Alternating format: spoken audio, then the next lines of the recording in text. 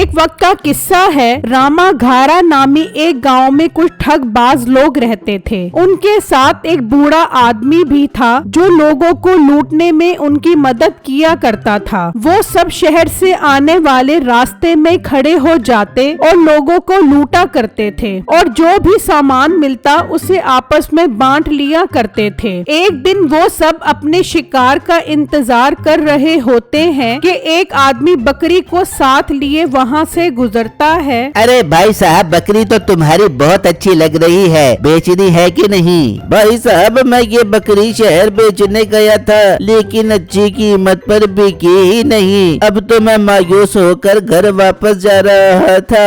और मेरा वीर, मायूस होने की क्या जरूरत है? हम है न तुमसे बकरी खरीदने के लिए, हम तुम्हें इसकी अच्छी कीमत देंगे। वो आदमी ये बात सुनकर खुश हो जाता है। अरे भाई, आपने तो मेरा मसला ही हल कर दिया। 20,000 रुपए दो और ये बकरी ले जाओ। क्या 20,000? भाई ये कीमत तो बहुत ज्यादा है। हम एक काम करते हैं, ये जो बुजुर्ग हैं हम इनसे कीमत लगवाते हैं। ये न तुम्हारे जानने वाले हैं और न हमारे जानने वाले हैं। ये हम दोनों में अच्छा फैसला करेंगे। हाँ, ये बात तो आपने बिल्कुल ठीक की है। चलो इनसे कीमत लगवाते हैं। फिर वो उस बुजुर्ग से उसकी कीमत लगवाते हैं। अरे बेटा, तुम मुझसे कीमत लगवाने आ ही गए हो तो जो कीमत मैं बताऊंगा वो तुम दोनों को माननी पड़ेगी। जी जी बाबा जी, मैं कसम खाता हूँ मैं इसे वही कीमत अदा करूँगा। जी जी बाबा जी, आप बस अच्छा फैसला कर दे, मुझे यही कीमत मंजूर होगी। ठीक है, इस बकरी को देखकर लगता है कि इसकी कीमत 500 रुपए से ज्यादा नहीं है। तुम इसे ये बकरी 500 रुपए में बेच दो।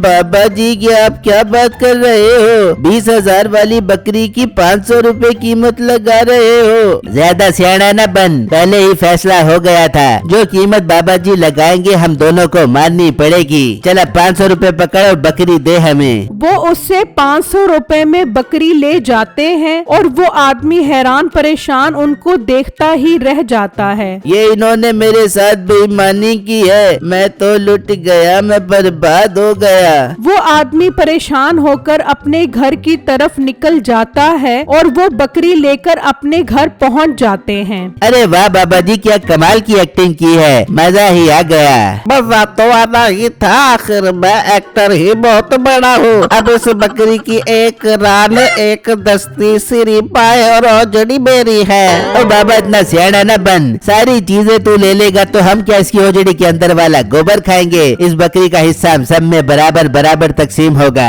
उस गांव के साथ वाले गांव में बिट्टू नाम का लड़का रहता था। वो लोगों के सामान को उठाकर दूसरी जगह पहुंचाने का काम किया करता था, लेकिन सामान ज्यादा होने की वजह से वो बहुत थक जाता था। अम्मी जान, मुझसे इतना सामान नहीं उठाया जाता। मैं सोच रहा हूँ शहर से एक बैल खरीद कर आऊँ और उस पर सामान एक जगह से दूसरी जगह लेकर जाऊँ। हाँ बेटा, बात तो तू बिल्कुल ठीक कर रहा है, लेकिन बैल खरीदने के पैसे कहाँ से आएंगे? अम्मी जान, मैंने अपनी कमाई से बहुत सारे पैसे जमा किए हैं। मैं उन पैसों से बैल खरीदूंगा। एक दफा बैल आ जाए फिर मैं और ज्यादा पैसे कमाऊंगा। हाँ बिट्टू, आप अभी जाओ और बैल खरीद कर आओ। इतनी ही देर में वो आदमी वहाँ से गुजरता है। बिट्टू उसे परेशान देखकर कहता है, अकरम भाई, क्या हुआ? आप इतना परेशान क्यों लग रहे हो? और आपकी बकरी कहाँ है? बिट्टू, मैं लुट गया हूँ, मैं बर्बाद हो गया हूँ। अभी मेरे अंदर बात करने की हिम्मत नहीं है। अकरम भाई, आप घर जाकर आराम करो, मैं भी एक जरूरी काम से शहर जा रहा हूँ, फिर शाम में आकर आपको मिलता हूँ। ठीक है, शाम में मेरे घर आ जाना, फिर मैं तुम्हें सारी बात बताता हूँ। ये कहकर वो आदमी वहाँ से चला जाता है। पता नहीं अकरम भाई के साथ ऐसा क्या हो गया है जो वो इतना परेशान है। खैर अम्मी जान, मैं शहर जा रहा हूँ बैल खरीदने, फिर शाम में इनसे इनकी परेशानी पूछता हूँ। ये कहकर बिट्टू भी बैल खरीदने शहर की तरफ रवाना हो जाता है और वहाँ वो ठग भी शहर के रास्ते में खड़े होने का प्लान करते हैं। चलो बुजुर्गों, तैयारी पकड़ो एक और शिकार को काबू करने की। अरे मीठे उस्ताद, आज एक शिकार अपने काबू आ गया है, काफी है, अब कल शिकार करेंगे। तू चेला है, चेला बन कर रहे, ज्यादा मेरा उस्ताद बनने की जरूरत नहीं है। हर वक्त काम से जी चुराता रहता है, सारे काम में ही बरकत खत्म होती जा रही है। हाँ बेटा ठीक कह रहा है, हो सकता है इससे भी बड़ा शिकार अपने हाथ लग जाए। ये की ना बात बुजुर्गों, चलो चलकर अपने शिकार का इंतजार करते हैं। वो सब उसी जगह पर आकर खड़े हो जाते हैं और अपने शिकार का इंतजार करने लगते हैं। काफी टाइम गुजर जाता है लेकिन कोई नहीं आता। बस मीठे हो गई तसल्ली, मैंने कहा था ना कोई नहीं आएगा। अब तो शाम होने वाली है। हाँ कम्मू कह तो ठीक रहा है, चलो फिर वापस चलते हैं और उस बकरी को काट कर उसका बंटवारा करते हैं। वो अभी जाने की तैयारी कर ही रहे होते हैं कि बिट्टू शहर से बैल खरीद कर आ रहा होता है। वो बैल को आता देखकर खुश हो जाते हैं। आ गया अपना शिकार आ गया, चलो तैयारी पकड़ो। जैसे ही बिट्टू उनके करीब पहुंचता है, अरे वाह लड़के, बैल तो तुम्हारा बहुत प्यारा है, हम तुमसे ये बैल खरीदना चाहते हैं। जी नहीं भाई, मैंने ये बैल नहीं बेचना, मैं तो खुद ये बैल खरीद कर ले जा रहा हूँ ताकि मैं इस बैल से सामान उठाकर अपना काम आसान कर सकूँ। मैंने ये बैल 80,000 का खरीदा है। मीठे भाई ये इतना महंगा बैल खरीद के आ गया, इसे तो सेंटी पेंटी लाखों घंटी की बीमारी हुई है, ये तो सुबह तक मर जाएगा। अरे भाई ये आप क्या बात कर रहे हो? अगर ये मर गया तो मेरे 80,000 रुपए बर्बाद हो जाएंगे। इसीलिए तो कह रहा हूँ मुझे ये बैल बेच दे। चल एक काम करते हैं, ये बुजुर्ग ना तेरे जानने वाले हैं ना मेरे, इनसे कीमत लगवाते हैं। ये जो कीमत लगाएंगे हम उस कीमत पर तेरे से ये बैल खरीद लेंगे।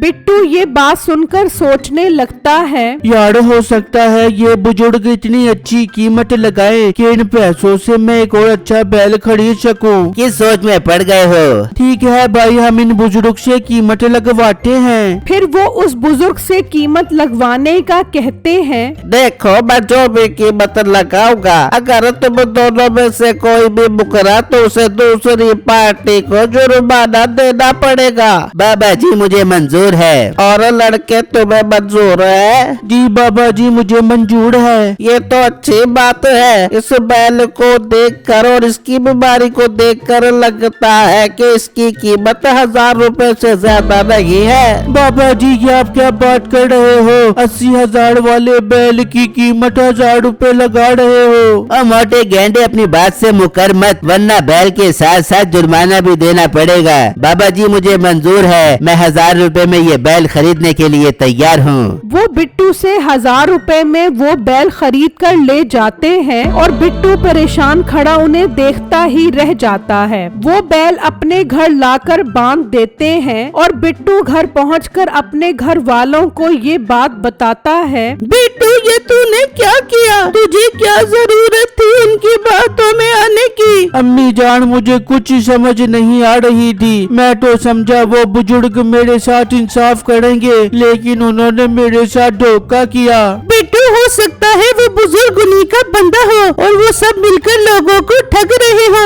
हाँ मुझे भी यही लगता है। तू अकरम के पास जा, वो भी तो शहर अपनी बकरी बेचने गया था। हाँ अम्मी जान मैं करम भाई के पास जाता हूँ। बिट्टू उसके पास जाता है और उसे अपने साथ हुआ सारा वाकया बताता है। तो वो आदमी सुनकर हैरान रह जाता है। बिट्टू सेम यही मेरे साथ हुआ है। वहाँ एक बुजुर्ग था, उसने मेरी बकरी की कीमत 500 रुपए लगाई और वो मेरी बकरी 500 रुपए में ले गए। अकरम भाई आप मुझे उस वक्त बता देते तो मैं उनकी बातों में ना आता। बिट्टू मैं उस वक्त बहुत परेशान था, मुझे कुछ समझ नहीं आ रहा था, लेकिन बिट्टू अब हमें अपनी बकरी और बैल वापस लेने के लिए उन ठगों को लूटना पड़ेगा। मगर कैसे भाई, ये तो बहुत मुश्किल काम है। बिट्टू कोई काम मुश्किल नहीं होता, मेरे पास एक बहुत अच्छी तरकीब है। अब हम भेष बदल कर उनके घर जाएंगे और उनसे वो बकरी और बैल खरीदेंगे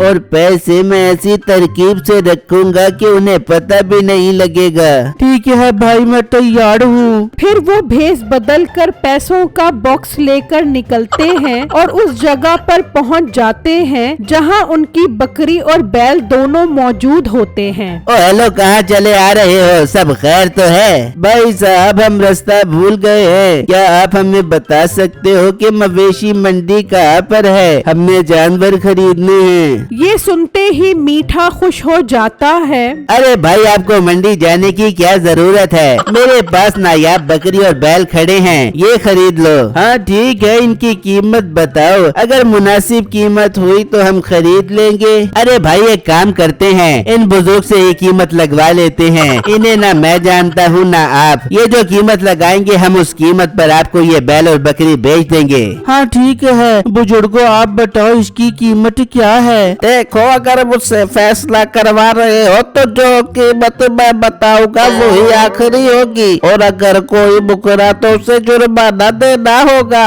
बाबा जी, मुझे मंजूर है। जी बाबा जी, हमें भी मंजूर है। ये तो अच्छी बात है। बकरी और बैल को देखकर ऐसा लगता है कि इसकी कीमत 5 लाख रुपए है। अरे बाबा जी, ये आप क्या बात कर रहे हो? 5 लाख में तो बहुत सारे जानवर आ जाते हैं। ज्यादा सियाना बनने की जरूरत नहीं है। अब 5 लाख रुपए में हमारा सौदा हो गया है। बेटू, अब हम मुकर नहीं सकते। इस बॉक्स में 5 लाख रुपए हैं। हमें इनसे ये दोनों जानवर खरीदने पड़ेंगे। लाओ फिर ये 5 लाख रुपए का बॉक्स दो और बकरी और बैल ले जाओ। मीठा उनसे वो बॉक्स ले लेता है और वो दोनों बैल और बकरी ले जाते हैं। अरे वाह बुजुर्गों, क्या कमाल का फैसला किया है। मजा ही आ गया। अब हम सारे अपना अपना हिस्सा कर लेते हैं। मीठा जैसे ही नोट हटाता है तो नीचे पत्थर होते हैं। मीठे को ये देखकर बहुत गुस्सा आता है। अरे ये क्या, ये तो हमें चूना लगा गए, इसमें तो पत्थर हैं। अब बेटा, मेरी ओजड़ी सीढ़ी और पाए भी चले गए। अरे बाबे, तुझे ओजड़ी सिरी पाए की पड़ी है। मैंने तो सरदार को बैल देने का वादा किया था, वो मुझे नहीं जोड़ेगा। इस तरह सारे ठग लोगों को ठगते ठगते खुद ठग जाते हैं और बिट्टू और वो आदमी दोनों अपनी बकरी और बैल लेकर खुशी खुशी घर आ जाते हैं।